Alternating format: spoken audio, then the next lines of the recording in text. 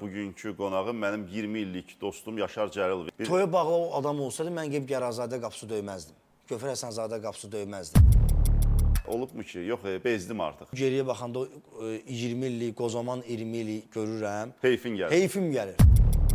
İlk dəfə sənin verişində sirr açıram. Sən hazırsanmı bu cür dəyişikliyə? Mən də razıyam.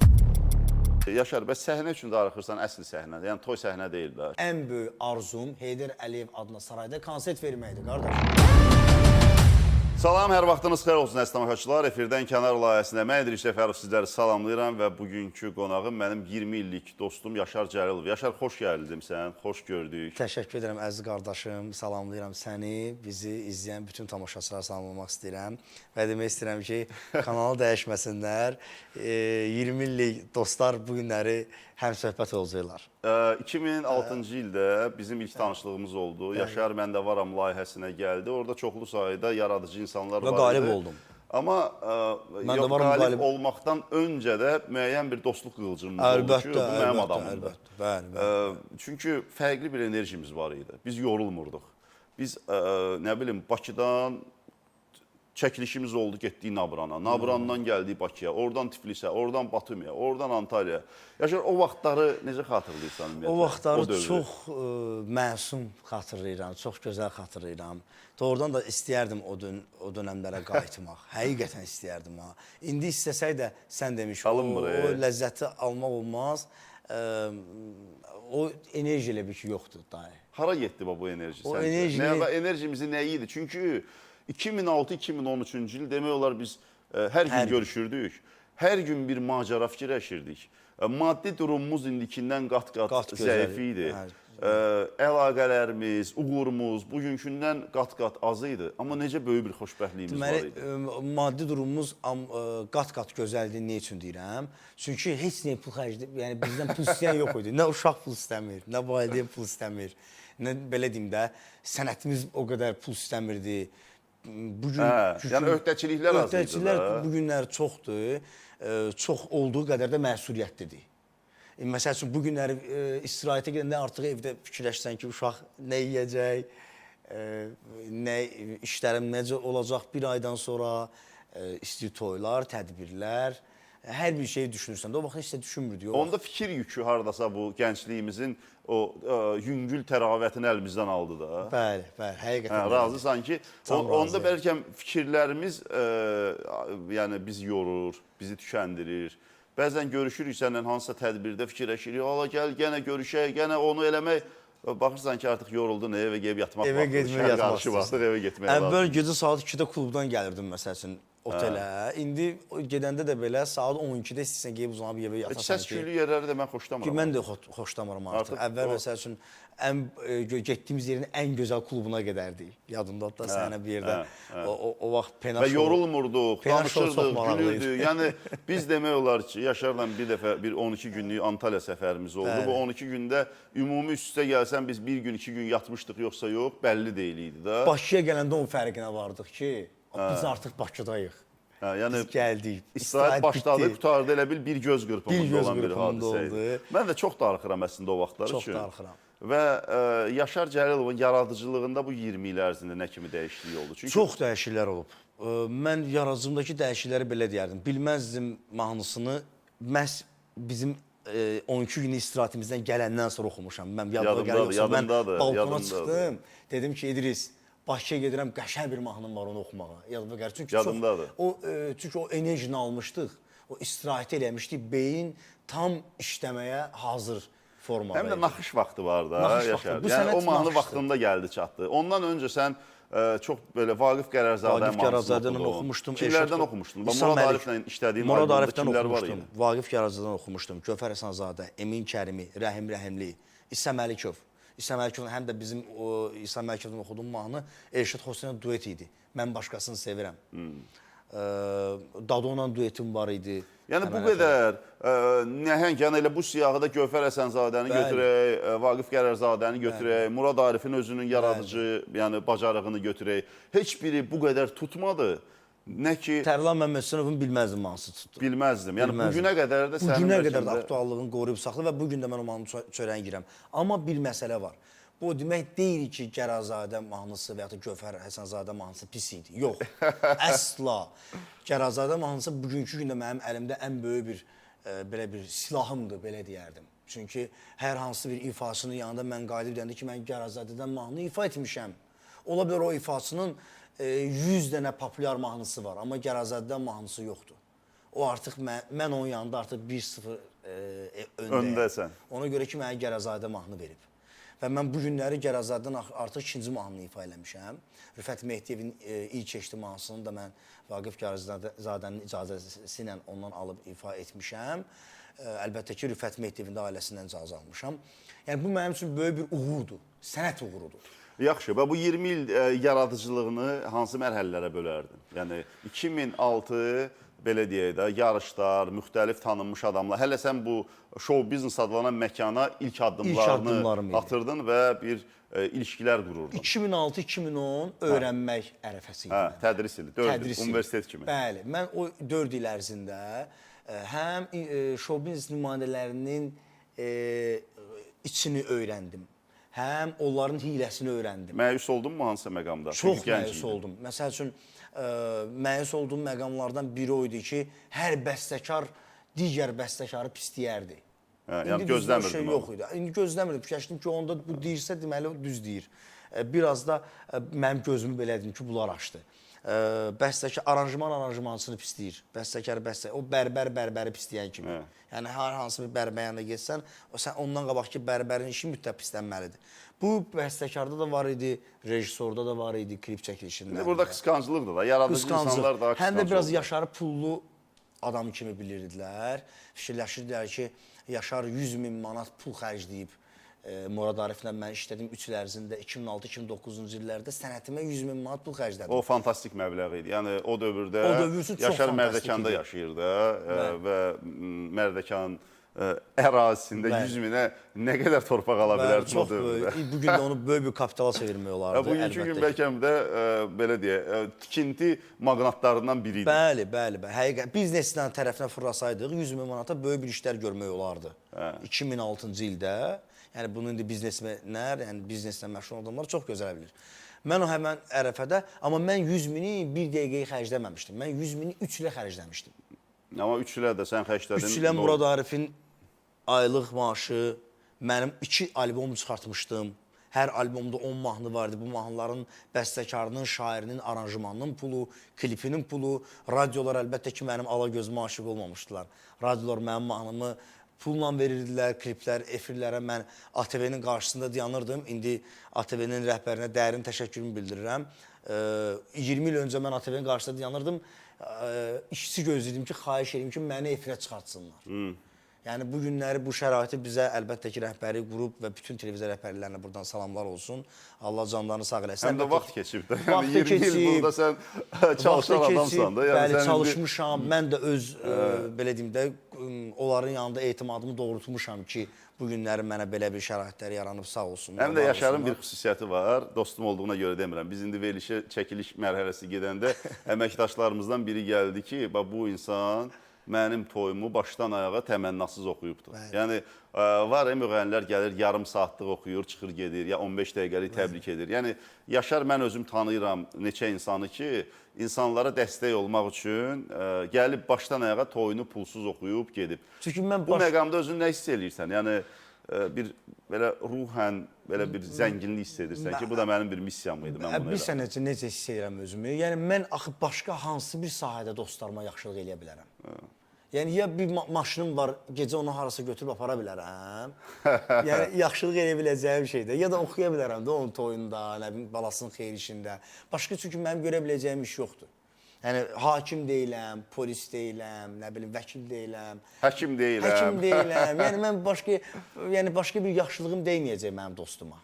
Yaşar, 20 il ərzində yorulduğun məqam oldu mu ki, deyirsən, insanların fərqli cəhətini gördüm. Çünki bu sahədə saflıqdan, paçılıqdan, dostluqdan, nəsə bir ali hisslərdən danışmaq çətin olardı və olubmu ki, yox, bezdim artıq. Mən yorulmuşam bu sahədə olan insanlarla bir ortamda olmadan çox yorulmuşam. Həqiqətən yorulmuşam.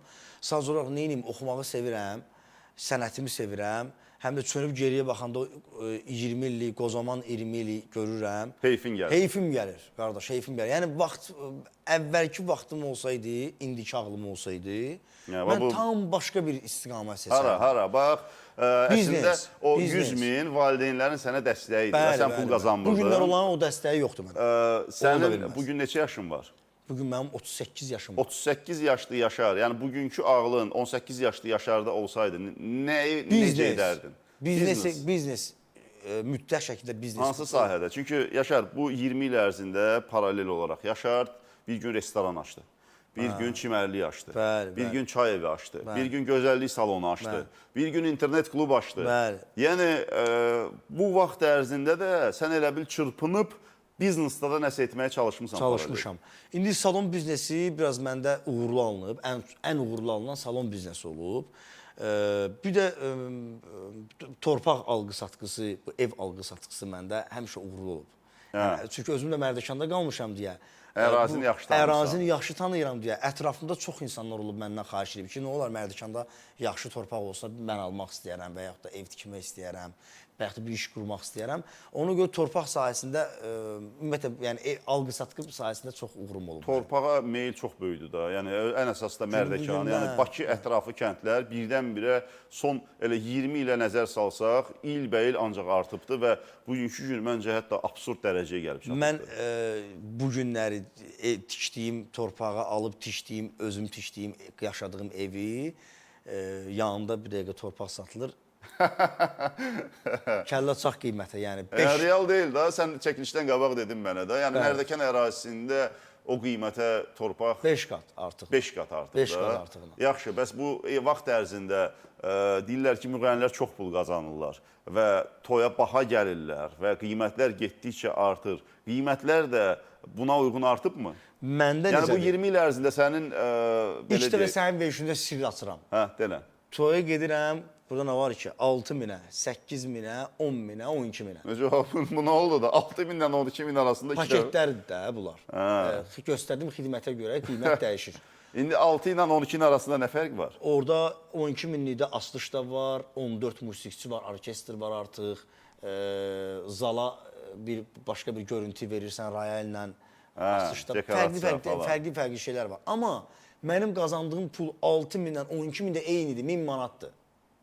O necə olur, Yaşar? Çünki mən xərclədiyim, artırdığım qiyməti müştəriyə xərcləyirəm. Yəni mən zaten həmən günümü 1000 manat kimi, məsəl üçün, bu günlər mən məşğulam artıq. Məni İdris məşğul edib. Yəni bir günümün öz fəaliyyət qazancını dəyərləndirirsən 1000 manat. 1000 manat mən düşünürəm ki, normal puldur, yaxşı puldur. Yəni ki, artığına qaçmaq lazım deyil. Ayda mən 10 dənə toxsam 10 min pul verir. Cəmaat 10 mini vallahi billahi bir ilə qazanamır. Həm də gedir xarici, bayaq biz elə verilişdən qabaq danışdıq ki, 1 milyon dəyəri olan hər hansı bir obyekt 5 min, 10 min aralığında kirayə verilir. Bəli, bu günləri özümüzdə faktiki olaraq bu 20 il ərzində özünə qoyduğun musiqi sərmayəsi, yaradıcılıq, tanıtım səni bir canlı olaraq 1 milyonluq obyektə çevirib. Bəli, bəli.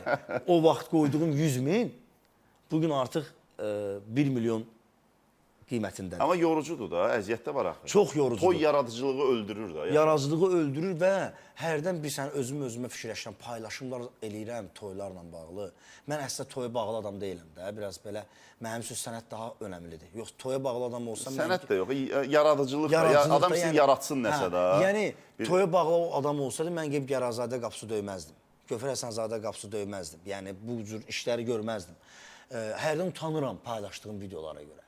Ki, toydan video paylaşıram, deyəcəklər, hamı sənə sənətçi kimi baxmır da. Biri deyir, heç xoşum gəlmir o sözdən, biri manız deyir, biri nə bilim, nə deyir. Mən sevmədiyim cümlələr var, müğənnilər haqqında istifadə olunur. Mən utanıram, məsəl üçün. Yəni, bu artıq neçənci 40 yaşa yaxınlaşan sənətçilərdən eşidirəm ki, artıq müğənnilikdən utanıram. Hə də, yəni ki, çünki o qədər... Yəni, əlacım olsa oxumaram. Yəni, o qədər ucuzlaşdırıblar ki, düz bizim hörmətli ifaçılarımız var. Məsələn, mən Əda Şişovun bugünkü səhnədə duruşunu, vəziyyətini, səviyyəsini çox bəyənirəm. Eyüp Yaqubovun da çox bəyənirəm, İlqar Muradovun çox bəyənirəm. Yəni elə arzumdur da ki, belə bir ifaçılar kimi ifaçı olmaq. Yəni biz ora gedirik zaten. Yəni mən utanıram. Onlar utanmır bilirəm. Mən də onlar kimi utanmamaq istəyirəm, belə deyim. Yəni ki, o klas ifaçı olmaq lazımdır. Çünki başqa klas ifaçılar hamısı qarnını qabağa verib, rəngli pencəyə giyinib, gedib toyda ata-ana muğamı oxuyan sonu ora gəlir, çıxır da. Yəni mən o ifaçılardan olmaq istəmirəm. Qorxursan ondan. Hə, mən ondan çox qorxuram və utanıram. Böyük-böyük səhnələr paylaşmaq istəyirəm, konsert vermək istəyirəm. Yəni qəşəng işlər görmək istəyirəm də. Yəni həm də biraz da yadda qalmaq istəyirəm. Yaşar, bəs o trendlər dəyişir də. Musiqi, ritm, aranjman. Yəni bu 20 il ərzində səslənmə də dəyişibdir. Çox dəyişib. Səncə toyun içində bu vakuumda qalmaq bu yaradıcı trendlərdən geri salır da adamı. Geri salır Məsələ odur ki, geri salır adamı. Toy tam başqa bir ab-havadır. Bizim səhnəmiz tam başqa bir ab-havadır. Amma biz zamanı ilə ayaqlaşmalıyıq da, səslərlə də ayaqlaşmalıyıq, ritmlə ayaqlaşmalıyıq. Ta ki səni görənə qədər budur da, yəni. Budur da, yəni bundan ayaqlaşmaq lazımdır. Bu cür ifalar mənə gəlir ki, bu ifalara yaxın ifalar səsləndirir. Yəni razısan belə razıyam. Trendlər yaratmağa? Faytoncu Nazimi mən bu dəqiqə çox bəyənirəm. İndiki o pop latina layihəsi. Bəli. Var eləyəni var onu. Əslində Nazim o yaşda, o şansonda, o belə deyək də tanıtımda dedi dayanın bir dəqiqə. Mən kardinal olaraq dəyişiklik edəcəm. Bəli. Sən hazırsanmı bu cür dəyişikliyə? Mən də razıyam və hazıram. Yaxşı, bəs hansı janrda görürsən ki, Yaşara belə deyək də kalyan repi yaraşır, Yaşara nə bilim, əslində Nəsiminin bu son zaman elədiyi uğurlu layihələr də daha çox musiqili replərə bənzəyir də. Musiqili replərə bənzəyir. Əslində orada da görürəm özümü. R&B də görürəm özümü, bəli. Çünki R&B-də oxumuşam zaten. İsa Məlikovdan oxuduğum mahnı da R&B ritmində olub. O janrlarda görürəm özümü. 18 yaşında necə çıxmışdım? Murad Arifdən işlədiyim dönəmdə çıxdığım bir ərəfə var idi. O ərəfədə, o ab-havada görürəm özümü əslində. Yaşar, belə baxanda o dövrdə yadıma gəlir də, yığışırdıq TV klub, hamı dostlar, danışırdıq, gülürdük.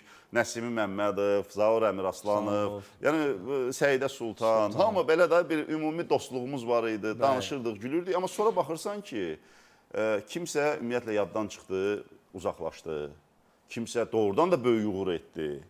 Yəni bunların çözümünü sən daha çox bəxtdə görürsən, seçdiyi mahnıda, yoxsa istedadda görürsən? Nəsim məndən yaşca böyükdür. Yaşda məndən böyükdür. Amma mən ondan tez başlamışam sənət fəaliyyətimə. Və ondan daha tez uğurlar əldə eləmişəm. Bugün amma Nəsim məndən qat-qat öndədir. Bu bir şansdır. Kimisinə 30 yaşda verirlər, kimisinə 15-18 yaşda verirlər. Kimisinə də 40 yaşında verirlər. Ancaq şansa bağlayırsan. Şansa bağlayıram.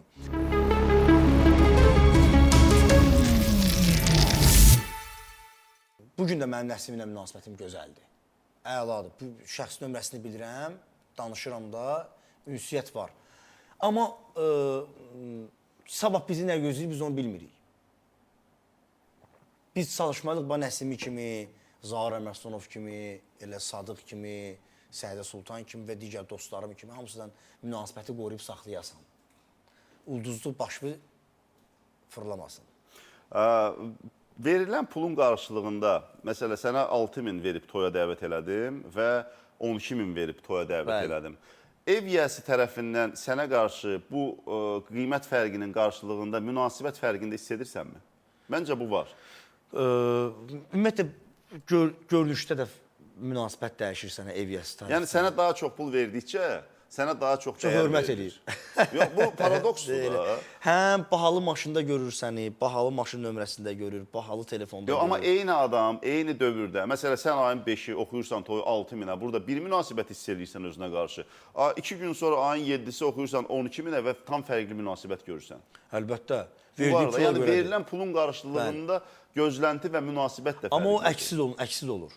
Necə? Sənə məsəl üçün 6.000 verəndə səni incitməyən adam 12.000-də sənə daha çox incidir. Hə, yəni təbii ki, bunun istəkləri də daha fərqlidir. İstəklər də dəyişir. Adam var ki, məsəl üçün 6.000 verir, üzü gəlmir. Sənə deyir ki, yaşa mənim istirahət eləyin arada. Amma 12.000 verən Səni qız oxuyanı görən kimi gəlir ki, Yaşar müəllim, Hə, siz mən sənə onunla bərabər bu boyda oxuyun. pul vermişəm, məktəbat kimidir. Bunun oxumağına bax. Bəli, bəli. Yəni bu da var. Dəyişiklik, yəni Yaşar, mənə maraqlıdır. Bu 20 il ərzində mən səni həmişə belə deyək də, o gənclik xatirəsi kimi deyib, gülən, pozitiv, şən bir insan kimi. Amma Bəli. təbii ki, sən də dəyişmisən də. Müəyyən xarakterimizdə dəyişikliklər olub ki, Bəli. da həyatda hansısa bir hadisələr bizə dərs olubdu, cəmiyyətdə bir statusumuz dəyişibdi. Bəli. Bu 20 il ərzində özündə əsas hansı dəyişikliklər görsən ki, əvvəlki Yaşar deyiləm artıq. İndən sonra mən beləyəm. Əvvəlki Yaşar deyiləm, çox şeyimdədir. 90% dəyişib İdris deyərdim Nə? sənə. Nəyin dəyişib Bax, əsaslı da? o qədər deyib gülənliyi yox. Hə. O qədər fikirlisən. istirahət, hə, o qədər istirahət yox. Yuxun pozulub. Yuxu, yəni Necə? fikirlər o qədər çoxdur. Yəni uzanan kimi yata bilmirsən. Məlum məsələdir. Məsələn, əvvəl o qədər yorulurdun ki, gəlib yata da bilirdin. İndi biraz beyin yorulur. Amma Artıq fikir fiziki edirsən. yorulmursan, fikir edirsən, əlbəttə fikir edirsən, uşağın da fikrini çəkirsən, pulun da fikrini çəkirsən, sənətdə mövqeyinin də fikrini Amma çəkirsən. pula çox bağırlı adam deyilsən sən. Yox, pul qazanmaq, mən pul qazanmağı sevirəm sadəcə olaraq. Pul sevmirəm, pul qazanmağı sevirəm. Çünki kişi işləməlidir də. Kişi işləməlidir, kişi pulu yox, pul qazanmağı sevməlidir, işgüzar olmalı. Çünki pulu biz qazanırıq, pul bizi qazanmır. Ona görə pul qazanmağı bacarmalıyıq. Və bacarırsan. Bacarıram. Məsəl üçün, mən karantində, korona dönəmində restoranlardan birinə toyuq satırdım. Toyuq satırdın? Toyuq satırdım. Bunu Rüfət Axundov bilir.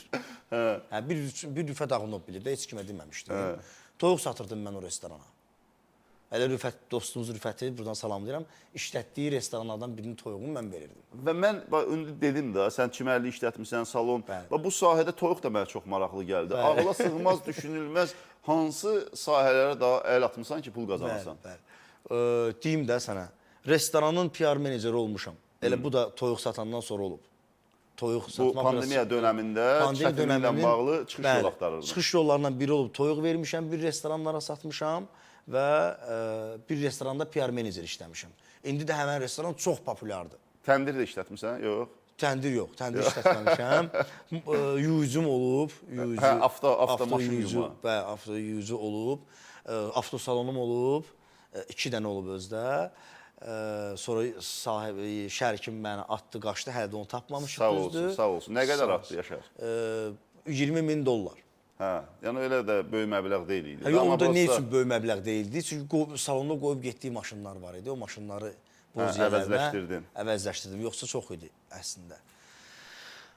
Sonra gözəllik salonu bilirsən, gözəllik avadanlıqları olub məndə. Bir müddət gözəllik salonuna veriləsə avadanlıqlar olub, bir müddət məndə. Sonra belə yadıma gələn bulardı. Bəs indi bu 20 yaşlarda bizim arzularımız möhtəşəmdir də, nəhəngdir və sevinirdik. Hətta hansısa bir maşını alanda bir 6 ay, 7 ay sevinirdin. Hansısa bir harasa şopinqə gedib bir əyinbaş alanda bir ay sevinirdin. Bugünkü gün səni sevindirən hadisələr nələrdir və arzuların nədir? Məni sevindirən hadisələr nədir? Canımın sağlığı, başımın problemsiz olmağı, bugünkü gün. Vallahi billahi. Problemdən çox danışırsan. Belə qıraqdan baxanda adam biznesdə uğurludur, sevdiyi sahə ilə məşğuldur, toylara gedir, pulunu qazanır. Yəni problem burada nədir? Problem burada artıq məsuliyyətdir. Yəni özün-özünü yükləyirsən. Can sağlığı ən böyük. Çünki yaş getdikcə o tərəfə, məsəl üçün bir ara ən böyük problemi, hər gün mən baş ağrıyla dururdum yuxuda. Çox qəribədir və tamaşaçılar üçün deyim ki, Yaşar nə spirtli içki qəbul edir, qəti. Belə zərərli bir, belə deyək də, nəsə bir xoşa gəlməz onun bir meyli yoxdur. Sadəcə yəni özünə baxır. İbadət əhliyəm. Yeməkdə nəsə bir məhdudiyyətin varmı? Yeməkdə yoxdur. Yağlı yemək yemirəm, qızardılmış yeməklər yemirəm. Hətta o səviyyə gəlib çatmışsan. Bəli. Yəni 2 dönəri dalbadal yeyib üstündən də ayran içən adam yəni bugünkü gün artıq özünə məhdudiyyətlər qoymusan. Bəli, məhdudiyyətlər qoymuşam ona görə ki, həm biraz formada qalmaq istəyirəm. Çünki yeni çıxan nəsil gəlir, o enerjili insanlar, enerjili ifaçılar, özünə baxan ifaçılar gəlir. Geyimləri, keçimləri yerində olan ifaçılar gəlir deyə biraz məsuliyyətim çoxalıb. İstəmirəm onlara yer vermək, nə mənada öz yerimi vermək istəmirəm. Onların onsuz zaten yerlərini tapacaqlar. Çox yaxşı fikirdir bu. Hə, Yəni sən bunu hiss edirsən. Dırnaq arası baxmırsan ki, mən onsuz da mənəm. Geyimə də fikir verirəm, yeməyimə fikir verirəm, istəmirəm kilo almaq. Əvvəl məsəl üçün fikirləşirdim ki, məsəl üçün lazer eləmək olmaz, nə bilim. Məsəl üçün bugün məsəl üçün fikirləşirəm ki, lazer eləmək lazımdır, yaraşıqlı olmaq lazımdır, dəblə ayaqlaşmaq lazımdır. Düzdür, o qədər də məni deməsən mən dəbə getmərəm.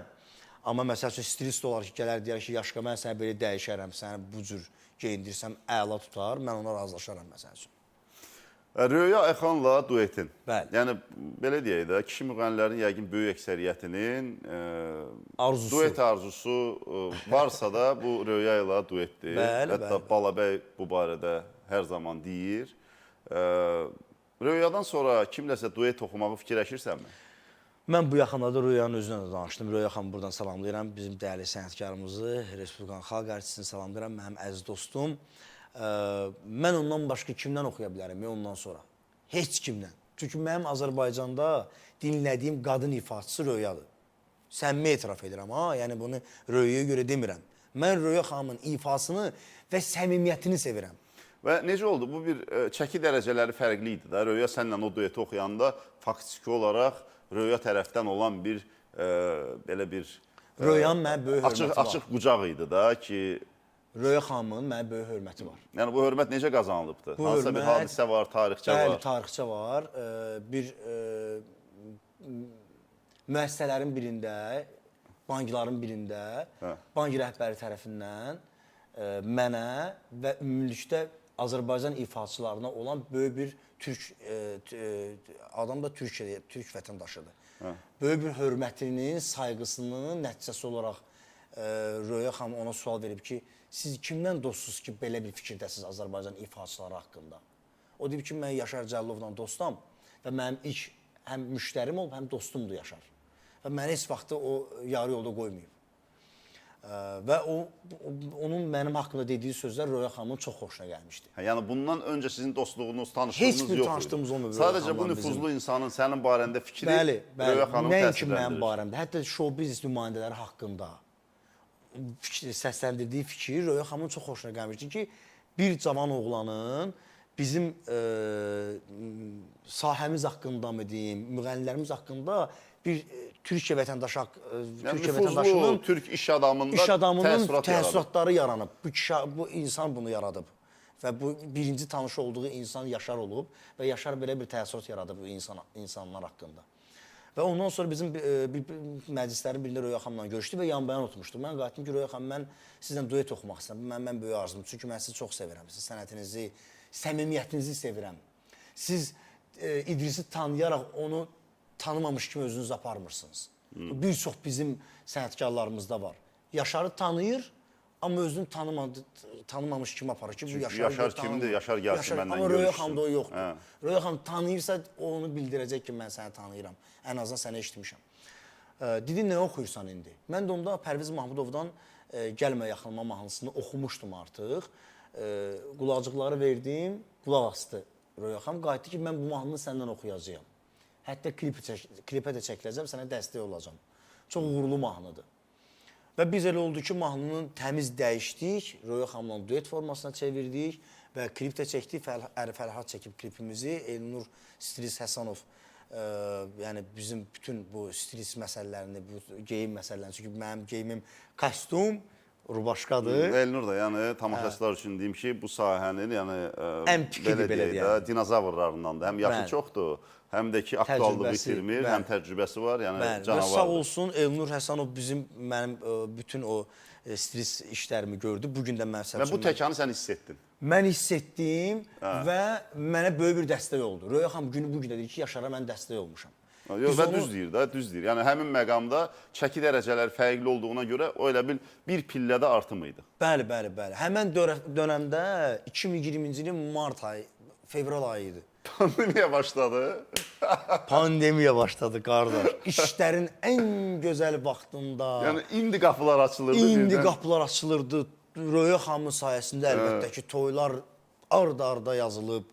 özdə məsəl üçün 6 minə gedirdin, nəinki 6 min, 8 min, 10 mindən toylar yazılıb və martın 15-i karantin. Gəldi. Bu sırf mənim maddi yox, sənət fəaliyyətimin ən böyük uğurlarından biri idi. Yəni, deyərdim ki, birincisi idi ki, Röya xanımla duet, Yaşar Cəllov.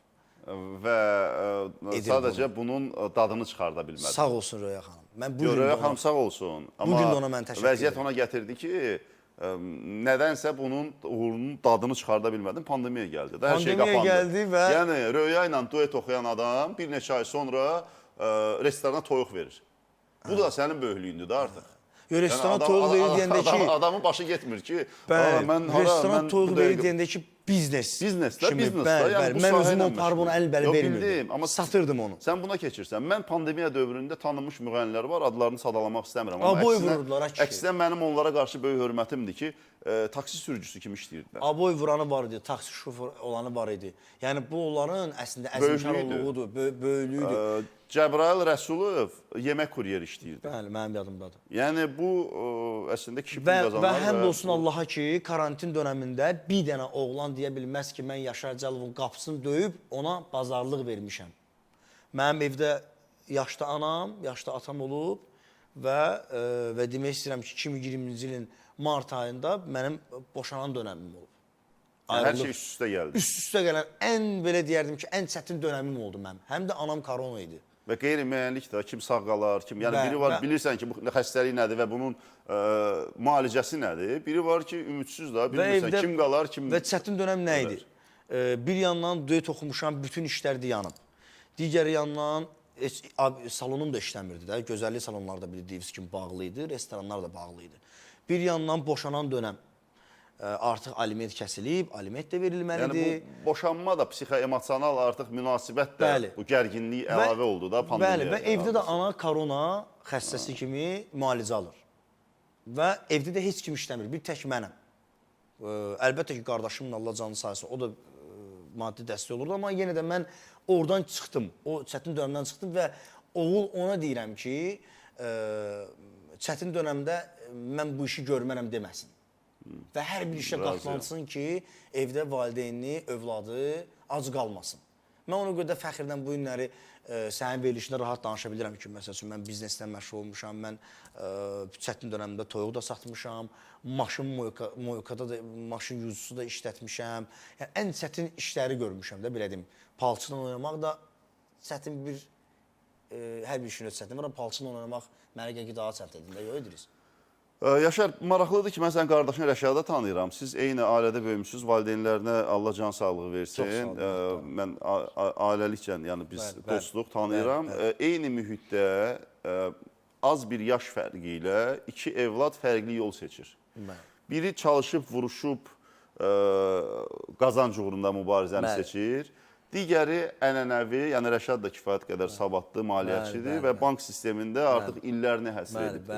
İndi sən valideyn olaraq öz evladına tərbiyə verərkən ona sənə verilən azadlığı və çalışıb vuruşmaq yolunu verərdin, yoxsa sənət verərdin ki, ay bala, maliyyətçisən, hüquqşünassan, həkimsən, get bu yolla əvvəldən axıra kimi. Bəli, savad verərdim, təhsil verərdim, mütləqdə dövlət işində bir yerdə işləməyə yönləndirərdim. Yəni özün üçün də fikirləşirsən ki, sən Yaşar, məsələ, hansısa bir hüquq mühafizə orqanı əməkdaşı və ya həkim olsaydın və ya vəkil olsaydın, daha rahat olardın. Rahat olardım. Qardaşım kimi rahat olardım. Bizim qazancımız niyə belədir? Niyə bizim qazancımız bir gün var, sabah yoxdur. Bu gün var, sabah yoxdur. Amma mənim qardaşım ayın axırı maaşını alır və onu düzgün istiqamətləndirir. İndi belə qəbul edək ki, onun aldığı maaş da sənin bir toydan aldığın məbləğə yuxarı-aşağı bərabərdir. Bəli, amma sən razısanmı o məbləğlə qənaət olunmağa? Bizdə aranjmana pul, mahnıya pul, geyimə pul. Bizdə axı əlavə mənim qardaşım bir pencəyə kostyumu 4 ildə giyinər, heç uf da deməz. Düzdür? Mən 4 il eyni kostyumdan efirə çıxa bilərəm, çıxa bilmərəm. Amma maşınlardan doydun artıq. Maşınlardan doymuşam. Çünki maşın alverə məşğul olmuşam. 2018, ya 2006, nə bilim 8, 10, 12 ən yeni çıxan avtomobilləri Yaşar alırdı, sürürdü. Alırdım, sürürdüm və sonra birdən-birə Yaşar doydu. Bəli, doydum. Çünki dəmirə pul verən məncə ağılsızlıqdır. Yəni bu da bir təcrübə. Yəni ümumilikdə saysan sən bəlkə də 20-dən maşına çox. bir nə qədər bir 3 dənə evin 300, 400 min, 500 min pul xərcləmisən maşına. Bəli, amma qazanmışam da. Orada məndə həm biznes kimi edirdim, həm alırdım, təzə çıxanda sürürdüm, biraz bəzəyib düzləyib satırdım yəni. Orada İndi heç bir maşında gözün yoxdur. yox. İndi alıram, nə zavod nə düzəldib, nə qoyubsa elə də sürürəm. Daydalaşmısan da artıq da sən götürüb indi quluşu ilə xor-xor qoymaq yaşındayım ki. Elə var üstündə. Var üstündə. Yəni artıq nə var onu da sürürsən. Bəli, nə var onu da sürürəm. Şükür Allahın bu gününə. Mən fikrimi tamamlamaq istəyirəm oynan ki, yəni show biznes nümayəndəsi qoymaram övladım olsun. İstəyir oğlan olsun, uşağım oğlan uşaq olsun. İstəyir qız uşaq olsun. Qoymaram show biznes nümayəndəsi olsun. Yaşar, çox maraqlıdır. Bu sahədə olan qardaş. insanların böyük əksəriyyəti deyir ki, mən buradayam, pul qazanıram, evimi də, maşınımı da, aləmi də bu sahə ilə dolandırmışam, amma heç vaxt qoymaram ki, Gecəsi gündüzü yoxdur. Niyəsi? Gecəsi gündüzü yoxdur. 1, adında şayə çoxdur. 2, qadınların ümumiyyətlə, yəni Yox, biz indi kişi müğənnilərdən danışırıq. yəni mən- Xanım müğənni başa düşdüm ki, Çətindir, ata olaraq çox çətindir. qız evladının bu sahədə olmağını istəməzdin. Bəli, Bəs bəli. oğlan çünki oğlanı da Evladı. pis yola dayartan da çoxdur. Ağlı başdan alan nələrsə, onu adam ürəyi partlayar yəni. İstəmərəm heç vaxtı da, yəni ki, bildirik ki, bu sahədə o tip insanlar çox olur. Çox da olmasa hər sahədə var, Amma amma bu məncə sahədə- ailədən verilən Yox, tərbiyədən və heç, o da razıyam. Nə oldu? Mən də bu sahədə mən eləmədim yəni ki. mən də bu sahədəyəm də, Mən yəni- eləmədim ki. Düzdür, amma mən nə bilim ki, indi mənim övladımın sabah o düşdüyü Hansı təsirə düşə bilər? Hansı təsirə düşə bilər? Yəni ona görə biraz çünki o da elə bir şeydir ki, o çirkablığa girdinsə çıxmaq qəliz məsələdir.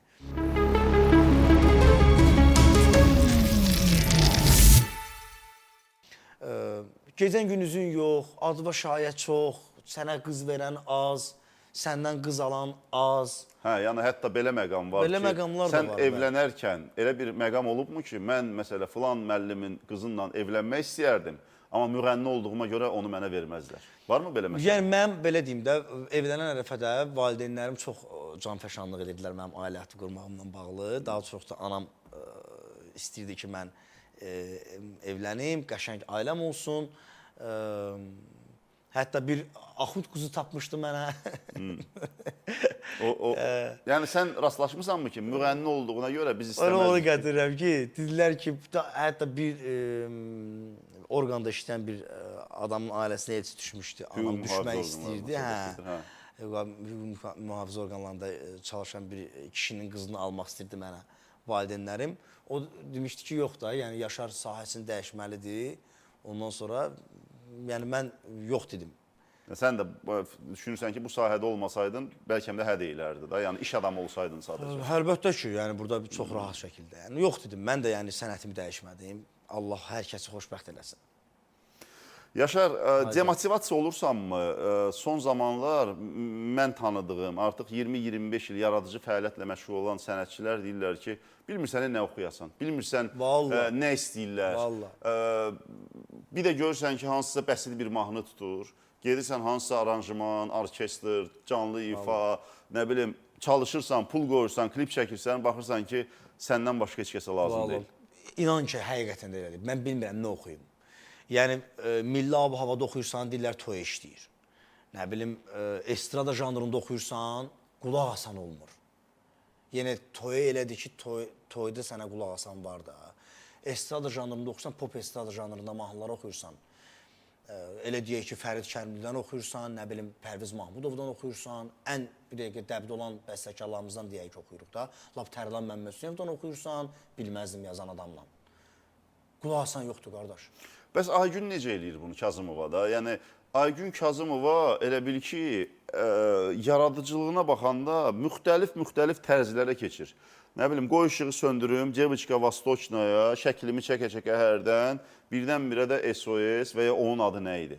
Yəni, konkret olaraq eyni tərzlə, eyni yolla getmir də. Aygün Kazımov sənətkardır. Dəniyir, yanaşır, təəccübləndirir. Mənim fikrimcə Aygün Kazımova, Röya xanım, Ayxan və Zülfiyə xanım Xanbabaya. Amma Zülfiyə Xanbabaya mən onu çox sevirəm. Eyni yoldadır. Zülfiyə xanım gənclər tərəfindən artıq unudulur. Bəli. Aygün Kazımova gənclərin yeni Z nəslinin nəbzini tuta bilir. nə Məsələ demək istəyirəm? bundadır. Aygün xanımla Röya xanım bu dəqiqə nə oxusa qəbul olunur. Çünki birinci növbədə həm zamanən o nəbzini Həm də tuturlar. brend dövrüdür də. Artıq brend var da. Bəli, brend var ki, gözləyənlər nə var oxusa- ki, görüm Aygünlə Röya yeni nə oxuyacaq. Bəli, bəli. Və belə deyərdim ha, hətta nəbzdə onların çıxartdığı mahnılarla Döyünür. döyünür və digər ifaçılar da başlayır artıq onların çıxartdığı tərzdə mahnılar çıxartmağa deyərdim. Bəs süni zəka, yəni Suno bugünkü gün müəyyən aranjman, fikir verir. Yəni əvvəllər sən bu sadaladığın bəstəkarların mahnıları, aranjman, klip ən azı bir 15 min xərc tələb edirsə, bugünkü gün süni zəka ilə bunu hardasa adiləşdirib, ucuzlaşdırıb ortaya bir iş çıxartmaq olur. Mən yapay zəkanın, süni intellektin yaxşı bacaran adam axtarıram ki, qəşəng bir proyekt eləsin mənim. Sənin verişinlə də səslənirəm, amma onu qəşəng Bunu bacaram. klipdə istəyirsən, mahnıda istəyirsən. Klipdə varımdır. Əli Fərhad qəşəng işi görə bilir. Məsəl üçün mənim bir klipim var, o haqda danışmaq istəmirəm açığı. Biraz qəmgin notlara köklənmək istəmirəm. Amma biz dünyasını dəyişmiş insanı canlandırmışıq yapay zəkada. NN 28-i o dünyasını dəyişən insanın ad günüdür, yəni bir mövlududur. Biz o klipi yayımlayacağıq. Onun işi görən adam var. Amma aranjman, söz yazmağı və bəstəni axtarıram adam. Aranjmanda orada bir məsələ var da, o süni zəka verdiyi mahnını sən sonra rəqəmsal platformalara, Spotify-a, iTunes-a yükləyib müəllif hüquqlarına görə pul ala bilmirsən. Amma Azərbaycanda da müəllif hüquqlarına görə 20 il ərzində, nə bilim, 100-dən çox mahnı oxuyan Yaşar, rəqəmsal platformalardan nə qədər ümumilikdə toplasan pul qazanmısan? O son $1000. 20 ilə. Bəli. Amma nə qədər xərc qoymuşsan bu mahnılara? Çox, bəli, bəli. Yəni, amma gün-gündən artır sənə deyim. Hə, YouTube-dan, Spotify-dan qazancım hər... Çünki səliqə səhmana salmısan da. Bəli, Metəgili buradan salamlayıram, eşq olsun onlara da. Pərviz. Pərvizgil salamlayıram. Yaxşı, Yaşar, bəs səhnə üçün darıxırsan, əsl səhnə, yəni toy səhnə deyil də, şou proqramı Yox, səhnə əlbəttə darıxıram. Mənim ən böyük arzum Heydər Əliyev adına sarayda konsert verməkdir, qardaş. Adam axtarıram, bu işi görə bilən adam axtarıram. Amma məndən də 80 min pul istəməsinlər də. Yox, indi bax, Murad Arif elədi, neynədi? Pul qoydu da, pul qazanmadı ki. Mən qazanmaq Elçin istəmirəm. Cəfərov konsert elədi, neynədi? Ziyana düşürlər insanlar. Mən qazanmaq Yaşar, istəmirəm. sən bu sahədəsən. Bu insanlar konserti edirlər ki, o səhnədə o hissi yaşasın. Bəli. Və o gələn insanlar, hansılar ki, böyük əksəriyyəti dəvətnamə ilə gəlir. Bəli. Sabah onu evladın toyuna çağırsın. Bəli, mən razıyam. Satılan pulu da götürsünlər, qoysunlar. Satılmır axı, bilet satılmır, dəvətnamə verilir. Sən bizim dostlarımız kim? Azad Şabanov konsert elədi, Elçin Cəfərov konsert elədi. Elçin konsertində var idi, möhtəşəm. Murad Arif konsert möhtəşəmdir. Bəli. Pul verib bilet alıb getmişdin, Elçin dəvət eləmişdi. Elçin dəvət Və nə qədər adamı da Elçin dəvət eləmişdi. O konsertin ən azı, mən konsert təşkilatçısı kimi deyim, Elçin hardasa bir 50 min ora əlavə pul xərcləmişdi. Yəni 50 min gözaltılamışdı o konsertə gedəndə. Mən Yəni də arzu bugünkü edirəm. gün konsert biznes deyil. Yox, mən konserti yenə deyirsən, səhnə üçün darıxmısan. Mən Heydər Əliyev adına sarayda konsert vermək istəyirəm, qardaş. Ya istəydi da bu. Təşkilatçılar axtarıram, yaxşı sponsor axtarıram konsertə, qəşəng də konsert ola bilər. Sənə bugünkü gün nə qədər bilet satıla bilər və neçəyə? Mən elə gəlir ki, mən o belə düşünürəm. Mən o zalı dolduraram. Belə düşünürsən. Bəli. Bildim, hansı qiymətlə? 50 manat, 100 manat, 200 manat. Yəni sən tamaşaçını tanıyırsan, ona görə bu sualı sənə verirəm ki, mənə görə, mən tanıdığım insanlar bu qədər məbləğə gəlib mənim ən minimumdan ən azı bir 200 manata qədər bilet satışı ola bilər. Düşünürsən. Bəli. Çünki belə pis çıxmasın. Mənim hətta belə deyim sənə bu yolla hesablasam. Məni toyuna dəvət edən insanlar var, hansı ki, onlar çox ziyalı ailənin insanlarıdır. Çox ziyalı insanlardır. Hərəsində bir gözəl bir yerdə çalışırlar, dövlətə qulluq eləyirlər. Yəni o insanlar gələcəklər mənim konsertimə. Mən bunu bilsən də bilsən mənim ətrafım nə qədər zəngindir, genişdir, nə qədər onlar hamısı gələcəklər. Və sən düşünürsənsə ki, mən Kamrana bilet verəcəm. Mən Kamrana bilet verməyəcəm. Çünki Kamran onu istəməyəcək məndən. Kamran istəməyəcək, çünki Kamran elə adam deyil də. Yəni mənə ətrafında da Kamran kimi dostlarım çoxdur, sənin kimi dostlarım çoxdur ki, oturub məndən bilet gözləməyəcək. Hətta mən bir səninlə fikirləşirəm, səmimi deyim də. Hətta mən fikirləşirəm ki, Ədalət Şükürov bu yaxınlarda konsert etdi və mən düşünürəm ki, orada da 50%-dan çoxu dəvətnamə idi. Bilmirəm, Ədalət mənə dəvətnamə verməyib.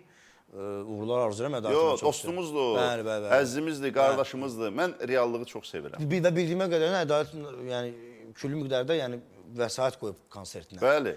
Yəni bu Azərbaycanda müğənni konsert edirsə, o daha çox onu özü üçün edir. Bəli. Öz rahatçılığı üçün. Bu yaxınlarda mən bir tanınmış müğənni ilə görüşdüm. O dedi ki, mən konsert etmək istəyirəm. Mən dedim, qardaşım, əzizim, sən konserti, zalı doldura bilməyəcəksən. Dedi, problem yoxdur. Mən hətta kredit götürəcəm, amma mən bunu eləyəcəm. Çünki bunu mən istəyirəm, mənim ruhum istəyir. Mən 20 ildir bu sahədəyəm, mən bunu yaşamaq istəyirəm. Mən də yaşamaq istəyirəm, bəli. Məndə də düz o tərəfə gedir. Düzdür, mən kredit götürməyəcəm. Ola bilər ki, pul yığaram, ola bilər maşınımı sataram. Əslində, əgər sən belə dostlardan əminsənsə, bəli, əminəm. Sən o 50 nəfər dostun 1000 manatdan sənə konsert və dəstək olsa, elə öncədən hesab elə ki, hərəsi 5 dənə, 6 dənə bilet alıb səndən. Və 50 mindən sən bunu necə də olsa həyata keçirə bilərsən. Məsələ odur ki, bir 30 min işığa pul lazımdır. Özün də bilsən. Yaşar, məsələ tək işıqda deyil də. Mən konsert sahəsində xaricdən sənətçilər gətirərək və konsertlərə yaxından izləyərək, məsələ Justin Timberlake'in konserti oldu Azərbaycanda, Tarkanın konserti oldu, Imagine Dragons'ın konserti oldu. Sən o konsertdən sonra gəlib bizim sənətçilərin konsertinə baxanda ona konsert deyə bilmirsən. Deyə bilmirsən, bəli. Razıyam səninlə. Amma ki, özün də bilsən ki, mən durub konsert eləmək istəsəm və etsəm, 60-70 min pul xərcləməliyəm. Bu hələ ən minimum. Azərbaycan standartı ilə olan konsertdən söhbət gedir. Yəni, orada getmir ki, iplə rəqqaslar bağlanacaq, göydə, nə bilim, dəyişəcəklər, atraksionlu trük olacaq. Ən bahalı led. Müğənni, nə bilim, çıxdı, iki tərəfli işıqla yoxa çıxdı, vizual, nə bilim. Yəni, bunları olmayacaq. Sadəcə ənənəvi şou proqram səviyyəli bir konsert və yalnız canlı müşahidlə. 70 min pul lazımdır, düzdürmü? Mən də deyirəm ki, mən biletdən pul istəmirəm, qardaş. Bildi, bu bilet gərək satılsın ki, sən bundan pul istəməyəsən də. Mən satılacaq mənim biletim, mən bunu arxayınam. Onda kredit götürəyik. Xoşlayıram da, Yaşarla mən əslində ilk dəfədir ki, belə ciddi formada bir saata yaxın bir söhbət edirik. Biz başqa vaxt, ancaq iki sözdən biri zarafatdır. Gülmək deyə, bəli. Çox, yenə də danışırıq, Yaşar. Bakıda artıq mən də 2022-ci ildən mən demək olar ki, Bakıdayam. Bakıya daşınmışam və artıq vaxt o qədər tez keçir. Çox keçir. 5 ili pandemiyada itirdim. 5 ili bu müharibədən sonra itirdim, daşındım. Yəni qeyri-müəyyənlik, Ukraynada olan bizneslərimdə, layihələrimdə itkilərim və indi hardasa psixoemosional tarazlanmışam. Amma Bakıda qəribədir. Ürəyin istəyən adamları görə bilmirsən. Çünki toya çağırırlar, ad günə çağırırlar, yas yeri var. Elə bil bu bir ayın haradasa 15-20 günü hara gedir mən bilmirəm. İkinci tərəfdən bizim həyatımız çox komfortludur. Yəni 100 il bundan qabaq, 200 il bundan qabaq hansısa zadəganlar və ya monarxlar bizdən pis yaşayırlar. Yəni bizim bugünkü həyatımızdan. Paltar yuyan maşınımız var, qab yuyanımız var, smart plesosumuz var, aerogrillimiz var, nə bilim, nəsə bir əti toyuğu qoydun, 2 dəqiqəyə sənə yemək pişirdi. Nə bilim, samavar qoymaq lazım deyil, düyməni bastın. Əslində güya ki, bizim vaxtımız çox olmalıydı, amma vaxtımız heç nəyə çatmır. Səncə niyə? Sosial şəbəkələr bəlkə bizi artıq hopp eləyir, yoxsa Bakıda olan bu sıxlıq, yəni ənənəvi olaraq biz belə yaşamamışıq axı, yəni bu sıxlıq da olmuyor. Tıxac bir yandan, iş bir yandan. Çünki indi mənə elə gəlir ki, bizim hər saatımız puldur da. Düzdür, işləməsən. Pul da deyil, ömründən gedir, Yaşar. Sən indi 40-lardasan, 60-da deyəcəksən ki, hər saatim ömrümdən gedir. Yox, ömrümüzdən gedir. İndi sən 40 yaşda həyat vaxtını pula dəyişməyə hazırsan. Yəni, mən Yaşar, bir günümü verim, bunun qarşılığında mənə pul verin. 60-dan sonra bəlkə bunu da istəməyəcəksən. Çünki qayğılar çoxalıb. Vaxt azalır. Vallahi qayğılar çoxalıb. Bu günləri heç şey çatdırmaq olmur. Nə maddi tərəfdən çatdıra bilmirsən, nə mənəvi, istəyir dostlarıma münasibəti, oturum, yiyim, içim, biraz onlarla həm söhbət olum. Həm atasan, evladınla keçiriləcək vaxt. Evladla vaxt çatdıra bilmirsən bunların heç birinə. Çünki təksən. Məncə heç kəs çatdırmır. Məncə sosial şəbəkələr çox vaxt alır, tıxac çox vaxt alır. Tıxac, ən çox Yəni sən əvvəllər günə biz 5 iş planlayırdıq və çatdırırdıq. Mən bağdan bura 1 saat 10 dəqiqə gəlmişəm ATV-yə. Hələ Məkandan 1 saat 10 dəqiqədə gəzsən, 3 saat sənin ömründən getdi. Bəli. Verilişdə də 1 saat danışdıq. 1 saatda verilişdə. Yəni 1 saatlıq danışıq üçün sənin 5 saatın getdi. Sən bugün daha heç nə planlaya bilmirsən. Heç nə planlaya bilmərəm, bəli. Yəni bu hər günümüzdə belədir. Və sən fikirləş ki, həftədə 2 dəfə də verilişə çıxsan, 3 dəfə də toya getsən, 3 dəfə də toya getsən, yas yerinə getsən, nə oldu, özünə heç nə qalmadı. Qızınla vaxt keçirsən, valideyninlə vaxt keçirsən, görürsən ki, çatdırmırsan. Artıq İdris əmrində deyirsən ki, İdris, gəl ya sabah səhər tezdən görüşək, kofeyə gedək. Ya da ki, bugün axşam saat 11-də 5 ildir biz səninlə kofeyə getməmişik. Ay, sağ ol. Amma 20 ilin dostlarıyıq. 20 ilin dostlarıyıq. Məsələ ondadır ki, İdris də eyni vəziyyətdədir də. Bəli. Yəni bir-birimizi haradasa tədbirdə görəndə belə 2 saniyə sevinirik. Bir də görüntülü. Xoş xatirələr yaşayırıq. Bir də görüntülü danışırıq. Ya da ki, görüntülü danışırıq. Çox maraqlıdır. Yəni həyatı indi bir də yəqin səni bir 20 il sonra 60 yaşında çağırarım. Onun üçün bağda çəkərik də, bağdan gəlməzsən. Hə də, İdris. Yəni, amma yox, sənə gələn bir dənə başqa bir layihən olsa orada da çəkilərəm. Valla. Çünki bir dənə o görərdik, nə dəyişdi. Bir 20 il sonra. 1 il sonra. 1 il sonra. 1 il sonra nə dəyişdi? Əslində Hesabat kimi də. Yaşar, bir çox insanlar geriyə baxırlar, deyirlər bugünkü ağlım o vaxt olsaydı. Bu yaxınlarda yeni bir fəlsəfi fikirlə rastlaşdım ki, bu günübə sonra peşman olmamaq üçün. Bəli. Bir 20 il qabaqdan baxmaq lazımdır. Yəni sən Yaşar, təsəvvür edirsən ki, sənin 60 yaşın var. Sən hardasan? Sənin evladının neçə yaşı var? Valideynlərin hardadır? Qardaşın hardadır? Sən həmin evdə yaşayırsan, nə edirsən? Sən 60 ilin ucalığından bugünkü 40 yaşına baxırsan. Və orada verdiyin qərarlarla bugünkü həyatı belə qurmaq istəyirsən ki, ora çatanda peşman olmayasan. Çünki biz hər zaman nə deyirik? Bugünkü ağlım o vaxt olsaydı, artıq olmayacaq. Bugünkü ağlım o vaxt olmayacaq. Çünki o vaxt getdi. Sən bugünkü şurla 20 il əvvələ yetişib, bugünüvə düzgün yönetim verə bilərsən. Düzdür. İndi bundan sonra da bir neçə gündə elə baxacağam mən. Bir 2-3 gündə vaxt elə də, vaxt elə. Vaxt elib, baxım verim, elə necə olur. Yaşar, xarakterimin zəif nöqtəsi nədədir? Üzü yumuşağam, üzü yol adamam və tez inanıram.